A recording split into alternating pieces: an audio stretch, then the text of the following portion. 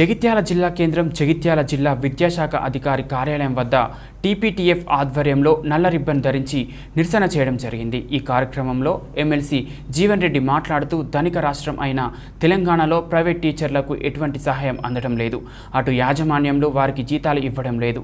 51% విద్యార్థులు ప్రైవేట్ స్కూల్లో చదువుకుంటున్నారు కావున యాజమాన్యం మరియు ప్రభుత్వం కలిసి ప్రైవేట్ టీచర్స్కి జీతాలు ఇవ్వవలసిన బాధ్యత ఉంది। ప్రభుత్వ ఉపాధ్యాయులకు సమానంగా వీరు పనిచేస్తున్నారు కావున వీరికి ఈపీఎఫ్ పీఎఫ్ లాంటి వాటిని అమలు చేయాలి। లో బడ్జెట్ గల ఏపీలో నిరుద్యోగ భృతి ఇస్తున్నారు।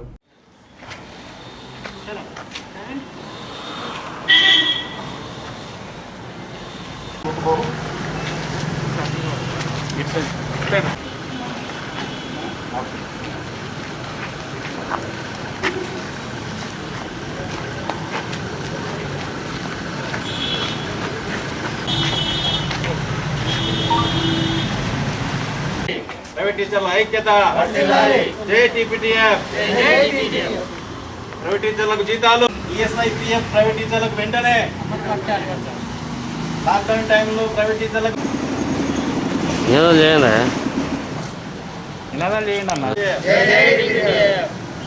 టీచర్లకు జీతాలు, ప్రైవేట్ టీచర్ల జీతాలు ప్రభుత్వం తక్షణమే 6 నెలల నుండి జీతాలు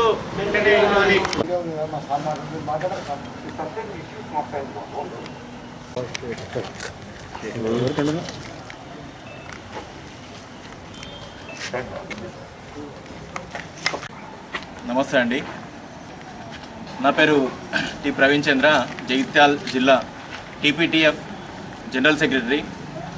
ఈరోజు రాష్ట్ర అధ్యక్షుడు మా షబ్బీర్ అలీ గారి ప్రకటన మేరకు అన్ని జిల్లాలలో డిఓ ఆఫీసుల దగ్గర మేము ఈరోజు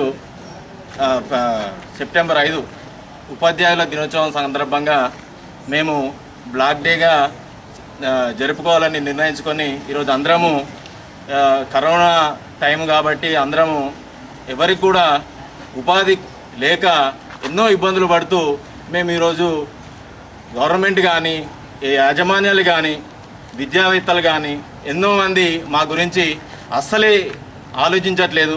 ముఖ్యంగా యాజమాన్యాలు మాకు 6 నెలల నుండి జీతాలు ఇయ్యక ఎంతోమంది టీచర్లు ఈ రోజున నడి రోడ్డు మీద కూరగాయలు కానీ ఏదో ఇతరత్ర వ్యాపారాలు చేసుకుంటూ చెప్పులు అమ్ముకుంటూ ఎన్నో రకాలుగా బాధలతో వాళ్ళు దుఃఖాన్ని దిగమింగుకొని 6 నెలల నుండి జీతాలు లేకుండా యాజమాన్యాలు చెల్లించకుండా ఇబ్బంది పెడుతూ ఉంటే వాళ్ళు చేయొచ్చిన పని వీళ్ళని బట్టి చేసుకుంటూ చాలామంది టీచర్లు ఇంట్లోనే ఉండి వాళ్ళు ఎవరికి చెప్పుకోవాలో ఎవరికి చెప్తే సమస్య పరిష్కారం తెలియక వాళ్ళ ఇంట్లో కూర్చొని చాలా ఇబ్బందులు పడుతున్నారు।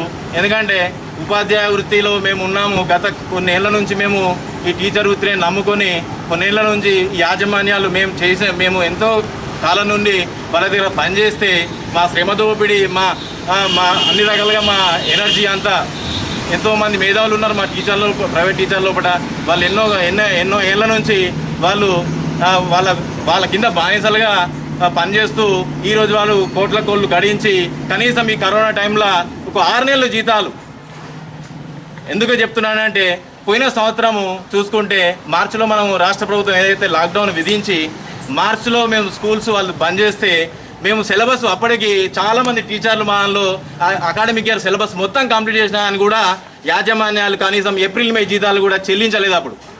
ఇప్పుడు మళ్ళీ స్టార్ట్ అయింది విద్యా సంవత్సరము, మాకు 4 నెలల నుంచి జీతాలు లేవు, మేము ఎక్కడికి పోవాలి, ఎవరి దగ్గరికి పోవాలి?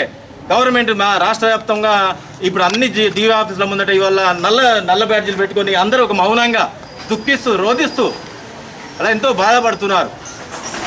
రాష్ట్ర ప్రభుత్వం సబితా ఇంద్రారెడ్డి గారికి, విద్యాశాఖ మంత్రి గారికి, ఆ మేడంకి ఎన్నోసార్లు ఎంతోమంది మా టీచింగ్లో ఉన్న వాళ్ళు లేడీ టీచర్లు ఉన్నారు, వాళ్ళు ఇప్పుడు రావడానికి కరోనా టైంలో రావడానికి భయపడుతున్నారు। అన్న మేము వస్తాం అంటే కూడా మీరు రాకండి, మేము ఉన్నాము 10 మంది, ఎందుకంటే కరోనా నిబంధనలు ఇప్పుడు పర్మిషన్లు ఇవ్వట్లేదు, బయటకు రావట్లేదు।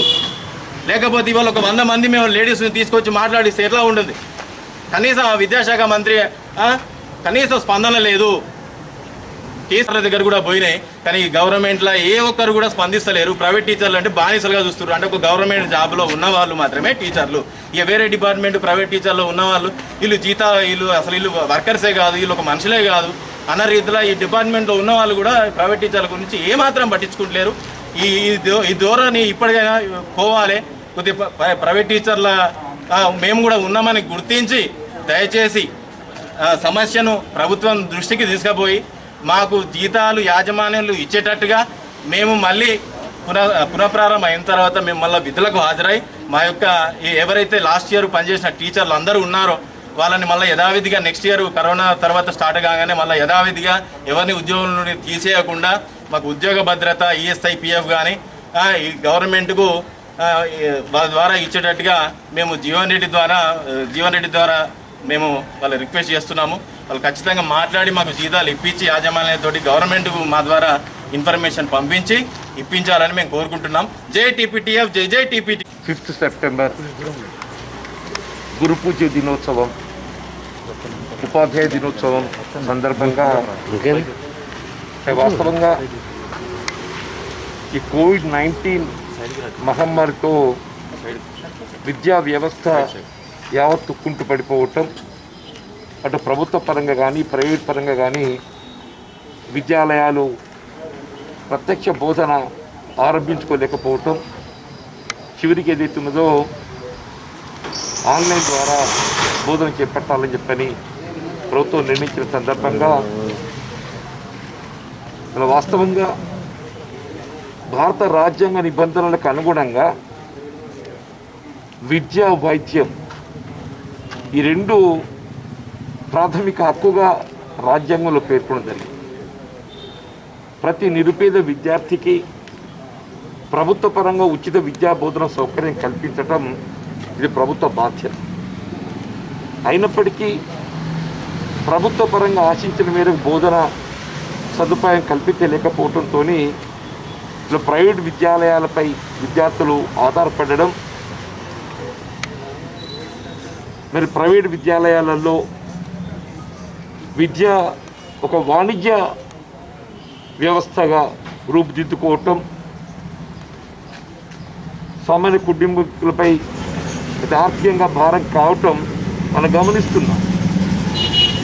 ఇలా విద్యా హక్కు చట్టానికి అనుగుణంగా కూడా ప్రైవేట్ పాఠశాలల్లో కనీసం 25% నిరుపేద కుటుంబాలకు వాళ్ళ దళితులే కానీ, బలహీన వర్గాలే కానీ, అల్పసంఖ్యాక వర్గాల వారికి కానీ ఉచితంగా విద్యా బోధన సౌకర్యం కల్పించాలని చెప్పని మనకు ఆనాడు యూపీఏ ప్రభుత్వ హయాంలో చేపట్టినటువంటి ఒక విద్యా హక్కు చట్టం నిర్దేశించినప్పటికీ కూడా మన తెలంగాణ రాష్ట్ర ప్రభుత్వం ఆ విద్యా హక్కు చట్టం అమలు చేయలేకపోవడంతో సామాన్య కుటుంబీకులపై ఆర్థికంగా భారం అవుతుందని చెప్పంటున్నాను.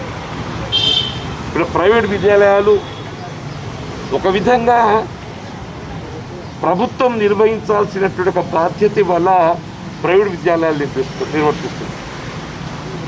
మళ్ళీ ఏ ప్రైవేట్ విద్యాలయాలలో 50% పైచీలకు విద్యా బోధన సదుపాయం పొందడం జరుగుతుందో, ప్రైవేట్ విద్యాలయాలంటూ లేకపోయి ఉండి ఉన్నట్టయితే ఈ 51% ఇలా ప్రైవేట్ విద్యాలయాలలో బోధన సదుపాయం పొందుతున్న విద్యార్థులు అందరూ కూడా ప్రభుత్వ విద్యాలయాలలో బోధన సౌకర్యం కల్పించే ఒక బాధ్యత తెలంగాణ రాష్ట్ర ప్రభుత్వంపై ఉండి ఉంటుంది.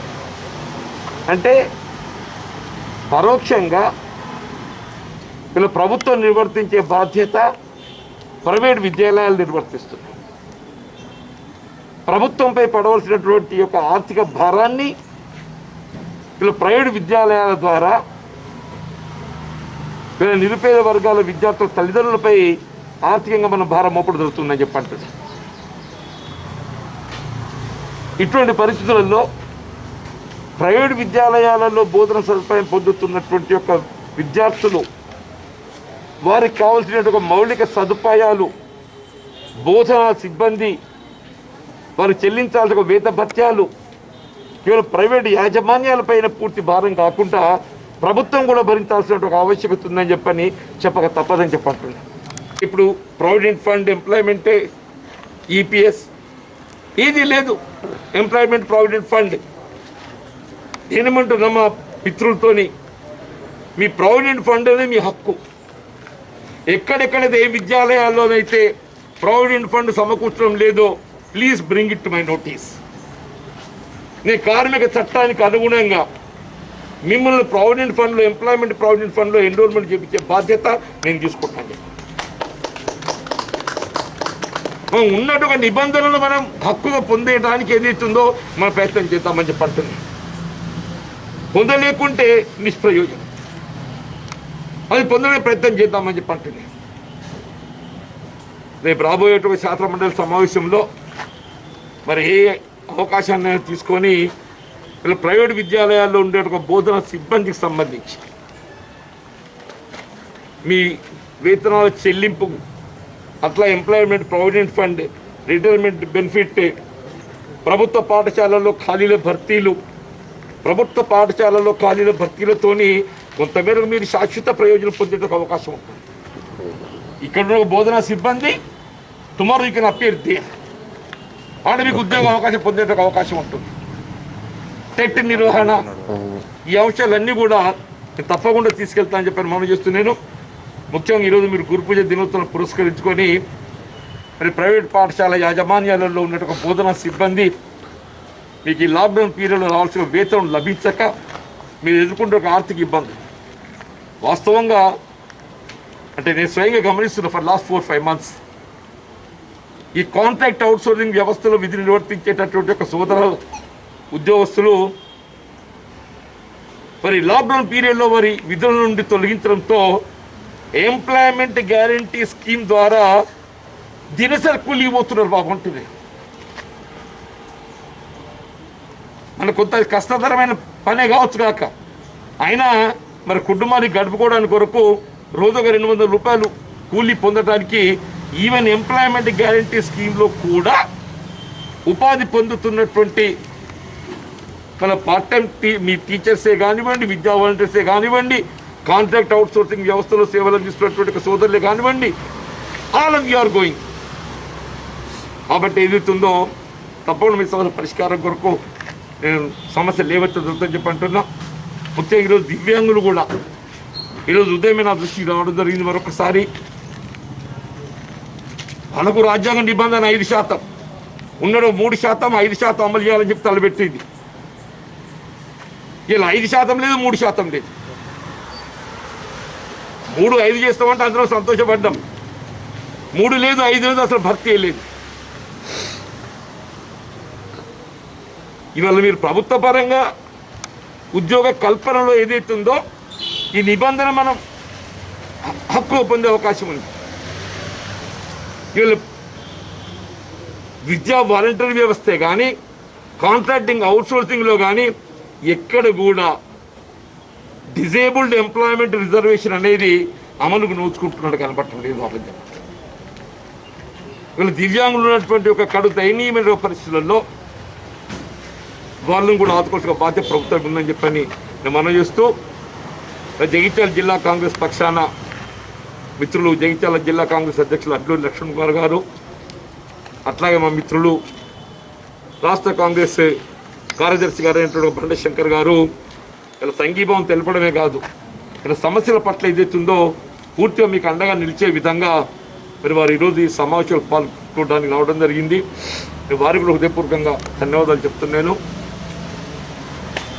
మీరు ఏమో కొన్ని సమస్యలు, మరి తెలంగాణ రాష్ట్రం అంటే మన స్వయం పాలన మన సమస్యలు అంటే పరిష్కారం లభిస్తామని చెప్పి అనుకున్నాం.